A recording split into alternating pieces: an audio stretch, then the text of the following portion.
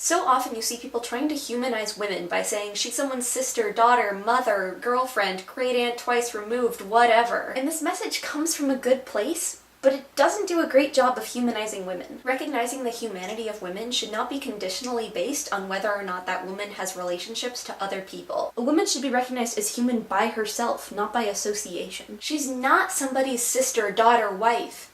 She's somebody. Now, you would never hear this applied to men. Just imagine it. He's somebody's brother, son, husband, and that's why you should treat him like a human being. We take men's humanity as a given, whereas women's humanity has to be constantly reaffirmed through her relationships, and usually her relationships to men. The problem is, focusing on women's relationships doesn't teach people to respect women. Instead, it teaches people that women aren't worthy of respect in their own right, just in their relation to others. There are 3 organizations I want to talk about today that make the mistake of treating women as human only in relation to men. Those 3 organizations are Purity Balls, the Keep Abreast Foundation, and He for She. First, let's talk about Purity Balls. If you haven't heard of them before, Purity Balls are ceremonies in which daughters pledge their virginity to their fathers.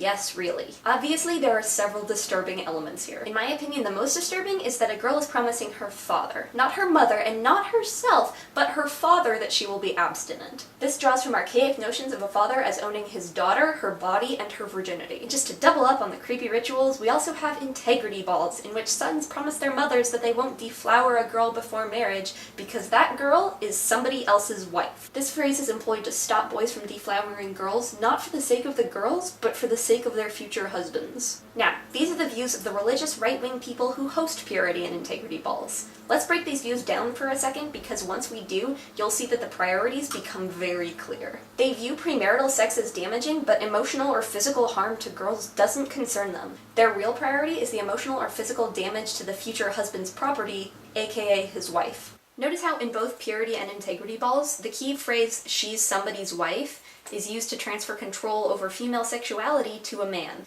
Denying women's autonomy is a misogynistic and harmful practice, and it certainly doesn't help to humanize women. Now, in the vein of women's bodies not belonging to themselves, let's take a brief look at the Keep Abreast Foundation. Creator of the famous I Love Boobies bracelets, this organization fundraises for breast cancer prevention, and that's great, but their approach is at best seriously objectifying. They focus not on how breast cancer affects women or on the 40,000 American women who will die from breast cancer each year, but instead on the aesthetic appeal of boobs and the immature obsession with them that serves as the hallmark of male heterosexual desire. Organizations like Keep Abreast and Save Second Base send a message that women exist only for male pleasure, and therefore their lives should be saved from breast cancer only so they can continue to be objectified. Focusing on the things you can get from women, like a wife, a virgin, or a pair of tits, instead of on women's inherent value as people, is objectifying and dehumanizing. And finally, we have He for She. Emma Watson's UN speech blew up on the internet when she announced the launch of her organization, He for She. If you haven't heard her speech, Watson asserts that men should be involved in feminism and gives them their official welcome to join the movement. She states, "I want men to take up this mantle, so their daughters, sisters, and mothers can be free from prejudice."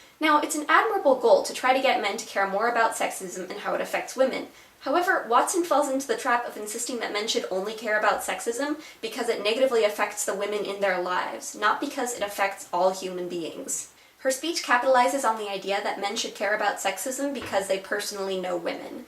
And that may be a good point, but it's not good enough. Men should care about sexism because women are people and people are getting hurt. If someone asks me if I'm against puppy kicking, I shouldn't have to say, I have a puppy and I don't want someone to hurt that puppy, so yeah, I'm against puppy kicking. The fact that I'm against kicking puppies should not be dependent on whether or not I personally know a puppy that I don't want to be kicked. It should be dependent on the fact that I'm against the mistreatment of all puppies, not just the ones I have a personal relationship with. Saying that you don't want women to be hurt because you have a wife is like saying you don't care about other women getting hurt because they're not your wife. Demonstrate that you care for women as people, not just for the benefit they bring you personally.